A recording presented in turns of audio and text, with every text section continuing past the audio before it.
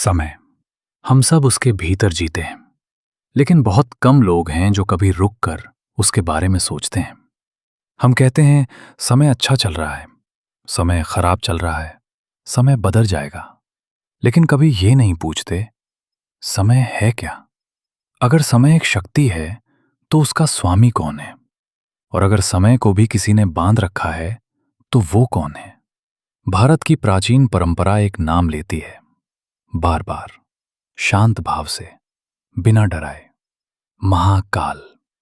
आज के समय में महाकाल शब्द सुनते ही अक्सर एक तस्वीर बनती है, श्मशान, राख, अंधकार और भय। लेकिन आज की ये कहानी डराने के लिए नहीं है, ये कहानी गलतफहमी को हटाने के लिए है। क्योंकि महाकाल का अर्थ डरावने शिव नहीं होता। महाकाल का अर्थ है महान काल, वो जो समय से भी बड़ा है। और यहीं से सबसे बड़ी भूल शुरू होती है। हम मनुष्य समय को एक सीधी रेखा समझते हैं, जन्म, जीवन, मृत्यु, शुरुआत और अंत। लेकिन हमारे शास्त्र कुछ और कहते हैं। वे कहते हैं समय रेखा नहीं है, समय चक्र है। दिन और रात, ऋतु, युग, सब कुछ घूमता है, और जो घूमता है उसे नियंत्रित करने वाला चाहिए। यही कारण है कि शिव को महाकाल कहा गया। इसलिए नहीं कि वे मृत्यु के देव हैं, बल्कि इसलिए कि मृत्यु भी उनके अधीन है। अब जरा एक पल के लिए सोचिए, अगर कोई शक्ति जन्म से पहले भी थी, जीवन के दौरान भी है और मृत्यु के बाद भी रहेगी, तो क्या वो डरावनी है या केवल हमारी समझ से बाहर है। महाकाल डर नहीं है, महाकाल हमारी सीमित सोच से बड़े हैं। यही कारण है कि शिव को कभी राजा की तरह नहीं दिखाया गया, न मुकुट, न सिंहासन, न सोने के महल। वे कैलाश पर बैठते हैं, एकांत में, शांति में। क्योंकि समय शोर में नहीं चलता, समय मौन में चलता है। अब एक सवाल जो अक्सर पूछा जाता है, अगर शिव इतने शांत हैं तो उन्हें श्मशान से क्यों जोड़ा गया। श्मशान, जहां सब कुछ समाप्त हो जाता है, नाम, पहचान, अहंकार, शरीर, और शिव वहीं बैठते हैं। क्यों? क्योंकि श्मशान समय की सबसे ईमानदार जगह है। यह आपको झूठ नहीं बताता, ये याद दिलाता है जो आया है वो जाएगा, और जो इस सत्य को स्वीकार कर लेता है वो डरता नहीं। इसलिए शिव वैराग्य का प्रतीक है, डर का नहीं। लेकिन मनुष्य की एक आदत है, जो वो नहीं समझता उससे वो डर जाता है। जब जीवन ठीक चलता है तो हम ईश्वर को भूल जाते हैं, लेकिन जब समय कठिन होता है तो हम कहते हैं महाकाल नाराज हो गए हैं। ये आरोप है, ये समझ नहीं है। शिव समय नहीं बदलते, शिव आपको समय के लिए तैयार करते हैं। यही महाकाल का सबसे गहरा अर्थ है। इसीलिए उज्जैन में महाकाल का मंदिर है। उज्जैन, जहां कभी भारत का समय मापा जाता था, जहां सूर्य की गणना होती थी। ये संयोग नहीं है, ये संकेत है। महाकाल का मंदिर जमीन के नीचे क्यों है? क्योंकि शास्त्र कहते हैं जो नीचे है वही ऊपर को नियंत्रित करता है। महाकाल गहराई में रहते हैं, जैसे समय। और इसलिए जो महाकाल को समझने लगता है वो डरता नहीं, वो स्थिर हो जाता है। अगर आप ये कहानी ध्यान से सुन रहे हैं तो शायद आपने महसूस किया होगा, ये वीडियो आपको डरा नहीं रहा, ये आपको धीरे धीरे शांत कर रहा है। और अगर ये दृष्टिकोण आपको अलग लगा तो वीडियो को लाइक कर दीजिए, क्योंकि ऐसी कहानियां चिल्लाकर नहीं फैलती, वे शांति से आगे बढ़ती हैं। ये वीडियो महाकाल को डर के रूप में नहीं, बल्कि समय और संतुलन के रूप में समझाता है। अगर आपको गहराई वाली बातें पसंद हैं तो इसे देखें, व्हाट्सएप ग्रुप्स में शेयर करें, और वीडियो अच्छा लगे तो लाइक और सब्सक्राइब जरूर करें। पिछले भाग में हमने ये समझा कि महाकाल डर नहीं है, वे समय के स्वामी हैं। लेकिन अब एक और महत्वपूर्ण प्रश्न उठता है, अगर शिव समय से भी बड़े हैं तो समय उनके अधीन कैसे आया। इस प्रश्न का उत्तर किसी युद्ध में नहीं है, किसी श्राप में नहीं है। ये उत्तर एक नृत्य में छुपा है, नटराज। जब हम नटराज की मूर्ति देखते हैं तो अक्सर हम उसे एक कला का रूप समझते हैं, एक सुंदर प्रतिमा, एक सांस्कृतिक प्रतीक। लेकिन शास्त्र कहते हैं ये नृत्य सिर्फ कला नहीं है, ये ब्रह्मांड का संचालन है। नटराज का नृत्य 5 क्रियाओं को दर्शाता है: सृष्टि, स्थिति, संहार, तिरोभाव, अनुग्रह। अब ध्यान से सुनिए, ये पांचों क्रियाएं समय के बिना संभव नहीं हैं। कुछ उत्पन्न होता है, कुछ चलता है, कुछ समाप्त होता है। ये सब समय के भीतर होता है, और जो इन पांचों को नियंत्रित करता है वो समय को नियंत्रित करता है। इसलिए शिव नटराज हैं और इसलिए शिव महाकाल हैं। नटराज के पैरों के नीचे एक छोटा सा असुर दिखाया गया है। उसका नाम है अपस्मार। अपस्मार अज्ञान का प्रतीक है। वो भ्रम है जो मनुष्य को सत्य से दूर रखता है। नटराज उस अज्ञान पर पैर रखते हैं। मतलब जब अज्ञान समाप्त होता है तभी समय की सही समझ आती है। अब एक और महत्वपूर्ण बात, नटराज का नृत्य किसी एक जगह रुकता नहीं, ये निरंतर है, जैसे समय। शिव समय को रोकते नहीं, वे उसे प्रवाह में रखते हैं। यही कारण है कि शिव को न कभी जल्दी होती है, न कभी देर। मनुष्य कहता है अब समय नहीं है, लेकिन शिव कहते हैं समय वही है जो होना चाहिए। अब आइए एक और गहरे सत्य पर। अगर शिव सिर्फ संहार करते तो उन्हें डरावना कहा जा सकता था, लेकिन शिव सिर्फ संहार नहीं करते, वे संतुलन करते हैं।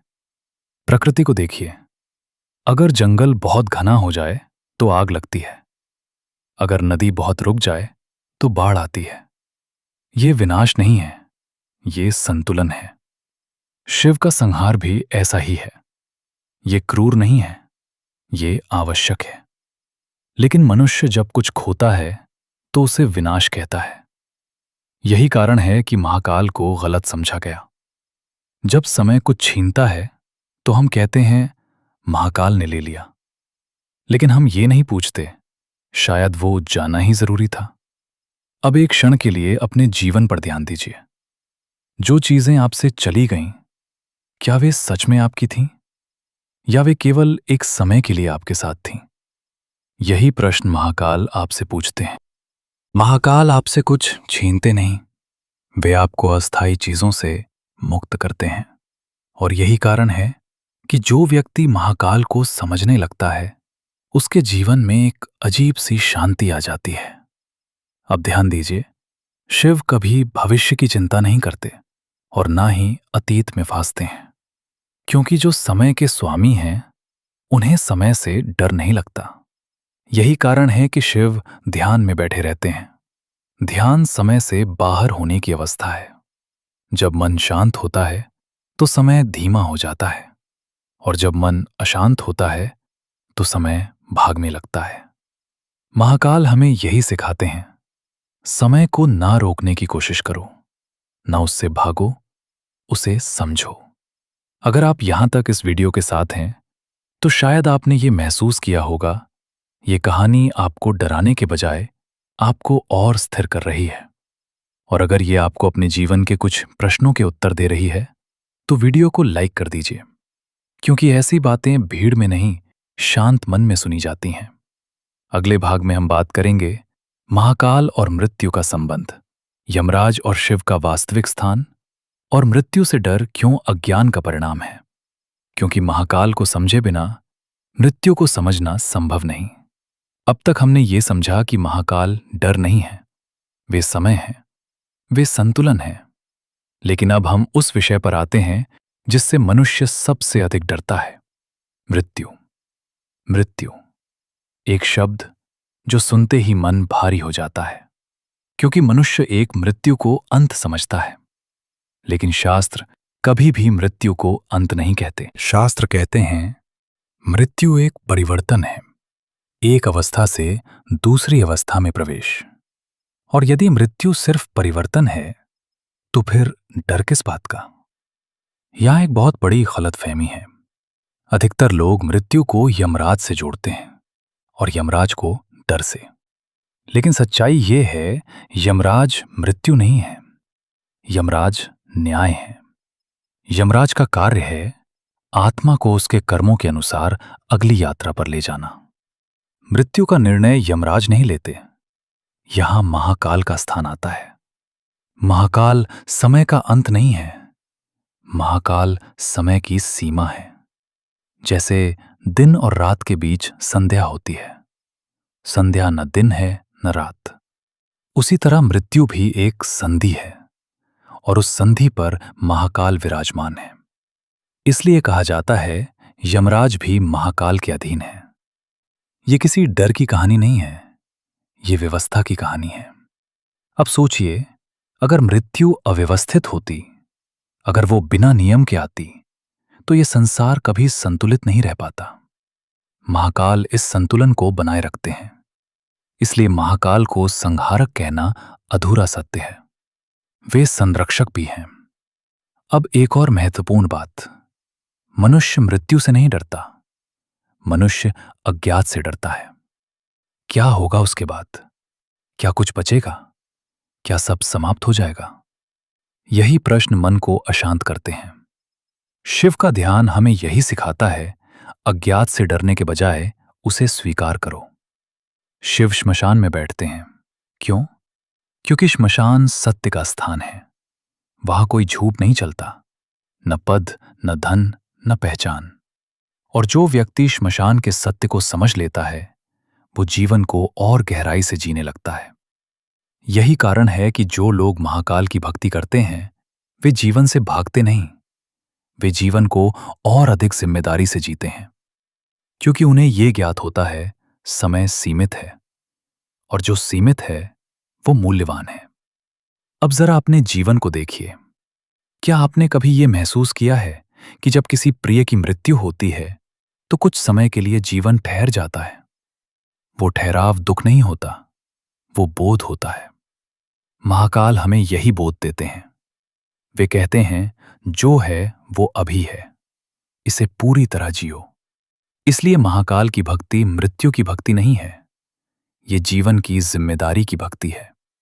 और यही कारण है कि जो महाकाल को समझता है वो मृत्यु से डरता नहीं, वो उसे सम्मान देता है।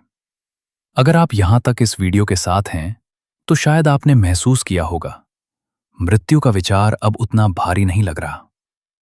ये डर नहीं, ये समझ है। और अगर ये दृष्टिकोण आपके भीतर कुछ स्थिर कर रहा है तो वीडियो को लाइक कर दीजिए। अगले और अंतिम भाग में हम बात करेंगे महाकाल और मानव जीवन। आज के समय में महाकाल का अर्थ और क्यों महाकाल डर नहीं, दिशा है, क्योंकि महाकाल की कहानी मृत्यु पर समाप्त नहीं होती, वो जीवन से जुड़ती है। अब तक हमने महाकाल को अलग अलग दृष्टियों से देखा, समय के रूप में, संतुलन के रूप में, मृत्यु के पार एक व्यवस्था के रूप में। लेकिन अब सबसे महत्वपूर्ण प्रश्न आता है, आज के जीवन में महाकाल का अर्थ क्या है? क्योंकि अगर महाकाल केवल ग्रंथों तक सीमित होते तो ये कहानी यहीं समाप्त हो जाती। लेकिन महाकाल जीवन में उतरते हैं, हर दिन, हर क्षण। आज का मनुष्य एक समस्या से लगातार जूझ रहा है, अस्थिरता। हमारे पास सब कुछ है, तकनीक, सूचना, सुविधा, लेकिन फिर भी मन शांत नहीं है। क्यों? क्योंकि हम समय के साथ लड़ रहे हैं। हम चाहते हैं सब कुछ जल्दी हो, सफलता जल्दी मिले, समस्याएं तुरंत खत्म हों। लेकिन समय हमारे आदेश पर नहीं चलता, और जब समय हमारे अनुसार नहीं चलता तो हम बेचैन हो जाते हैं। यही वो क्षण है जहां महाकाल प्रासंगिक होते हैं। महाकाल आपसे ये नहीं कहते भागो, वे कहते हैं ठहरो। ठहरना कमजोरी नहीं है, ठहरना समझदारी है। महाकाल हमें ये सिखाते हैं, हर चरण का अपना समय होता है। बीज आज बोया जाता है, फल आज नहीं मिलता। लेकिन आधुनिक मनुष्य बीज डालते ही फल चाहता है, और जब फल नहीं मिलता तो वो निराश हो जाता है। महाकाल इस निराशा को समझ में बदलते हैं। वे कहते हैं तुम प्रक्रिया को सम्मान दो। अब एक और महत्वपूर्ण बात, आज हम भविष्य में बहुत अधिक जीते हैं। कल क्या होगा? करियर क्या बनेगा? समाज क्या सोचेगा? इस सोच में आज खो जाता है। महाकाल हमें वर्तमान में वापस लाते हैं, क्योंकि जो समय हाथ में है वही वास्तविक है। यही कारण है कि शिव ध्यान में बैठे रहते हैं। ध्यान भविष्य नहीं सोचता, ध्यान अतीत में नहीं फंसता, ध्यान बस है। और जब मन बस होता है तो समय धीमा हो जाता है। यही महाकाल का व्यवहारिक अर्थ है। अब जरा अपने जीवन पर ईमानदारी से नजर डालिए। कितनी बार आपने समय को कोसा है, लेकिन कभी समय को समझने की कोशिश की? महाकाल आपको दंड नहीं देते, वे आपको सजग करते हैं। वे कहते हैं, जो बदल नहीं सकता उसे स्वीकार करो, और जो बदल सकता है उसके लिए जिम्मेदारी लो। ये भाग्यवाद नहीं है, ये परिपक्वता है। इसलिए महाकाल की भक्ति अंधी नहीं होती, ये जागृत भक्ति होती है। जो व्यक्ति महाकाल को जीवन में उतार लेता है, वो अव्यवस्थित नहीं रहता। वो जानता है कब रुकना है, कब चलना है, कब छोड़ना है, और यही जीवन का संतुलन है। आज महाकाल हमें डराने के लिए नहीं चाहिए, आज महाकाल हमें स्थिर करने के लिए चाहिए। अगर ये पूरी कहानी आपके भीतर कुछ स्पष्ट कर रही है, अगर आपको महाकाल अब डर नहीं बल्कि दिशा लग रहे हैं, तो वीडियो को लाइक कर दीजिए। और अगर आप चाहते हैं कि ऐसी ही शांत, गहरी और विचार प्रधान कहानियां आगे भी आएं, तो चैनल को सब्सक्राइब कर लीजिए। क्योंकि यहां डर नहीं मिलेगा, यहां समझ मिलेगी। महाकाल अंत नहीं है, महाकाल आरंभ है, समय का नहीं, बोध का।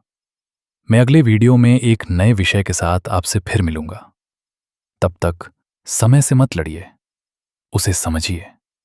क्योंकि जो समय को समझ लेता है वो जीवन को भी समझ लेता है।